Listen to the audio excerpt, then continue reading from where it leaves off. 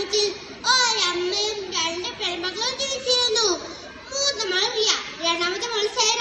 ധാരാളം പണമുണ്ടായിരുന്നു അവർക്ക്.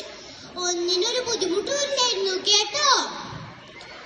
പക്ഷേ റിയ വളരെ അഹങ്കാരിയായിരുന്നു. അമ്മ പലവട്ടം ഉപദേശിച്ചിട്ടും യാതൊരു ഫലവും ഉണ്ടായിരുന്നില്ല. പക്ഷേ സൈറ ഒരു സരസഭാവിയായിരുന്നു. ഒരു ദിവസം വൈകുന്നേരം ഒരു വൃദ്ധൻ ആ വീട്ടിലെത്തി. നല്ല മഴ ഉണ്ടായിരുന്നാൽ ആ വൃദ്ധൻ തണുത്ത് വിറച്ചുകൊണ്ടായിരുന്നു വന്നത്. വൃദ്ധനെ കണ്ടപാടെ റിയ പറഞ്ഞു, ഇവിടെ ഒന്നുമില്ല, ഇറങ്ങിപ്പോയിക്കോ.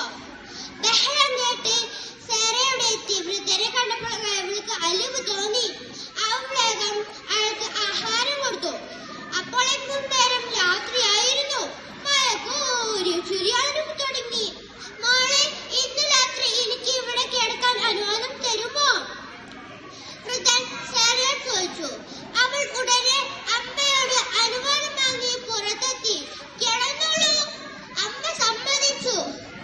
പിറ്റേന്ന് നേരം വെളുത്തപ്പോൾ റിയയുടെ വഴക്ക് പറയൽ കേട്ടാണ് സൈറ എണീറ്റത്. എന്തൊരു നാട്ടുപണി കിളവന്റെ പുതപ്പിനെ ഇതെന്ന് എടുത്ത് കളയുമോ? സൈറ വൃദ്ധൻക്കിടയിലിരുന്ന ഭാഗത്തേക്ക് പോയി നോക്കി.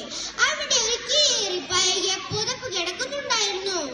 പാവം, പുതപ്പില്ലാതെ എങ്ങനെയാണ് ഇതിലുള്ള രാത്രികൾ കഴിച്ചു കൂട്ടുക? എന്തായാലും ആ പൂപ്പൻ ഈ പുതപ്പ് അന്വേഷിച്ച് വരുമായിരിക്കും. എന്തായാലും ഈ കീറി പുതപ്പിന് പകരം നല്ലൊരു പുതപ്പ് തന്നെ കൊടുക്കണം എന്നവൾ മനസ്സിൽ കരുതി.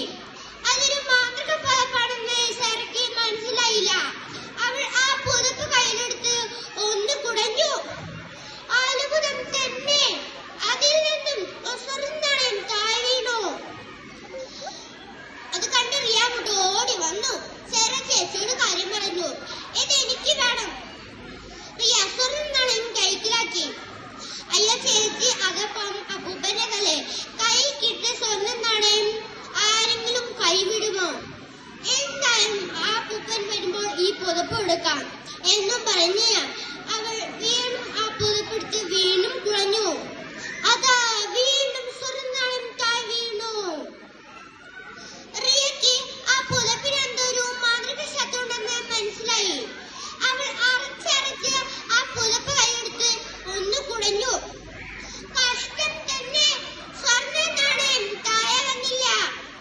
സൈറ അറമ്പൊന്നുമില്ലാതെ റിയയുടെ കയ്യിൽ നിന്നും പുതപ്പ് വാങ്ങി വീണ്ടും കുടഞ്ഞു. അതാ വീണ്ടും സ്വർണ്ണനാണയം താഴെ വീണു. അപ്പോൾ അവിടെ ഒരു അശരീരി കേട്ടു. കുട്ടികളെ, നല്ല മനസ്സുള്ളവർ ആ പുതപ്പെടുത്ത് കുടഞ്ഞാൽ സ്വർണ്ണനാണയം കിട്ടും.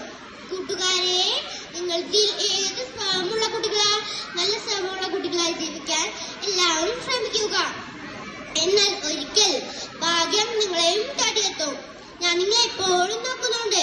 നിങ്ങൾക്ക് കൊച്ചു കളി ഇഷ്ടമായോ? നന്ദി, നമസ്കാരം.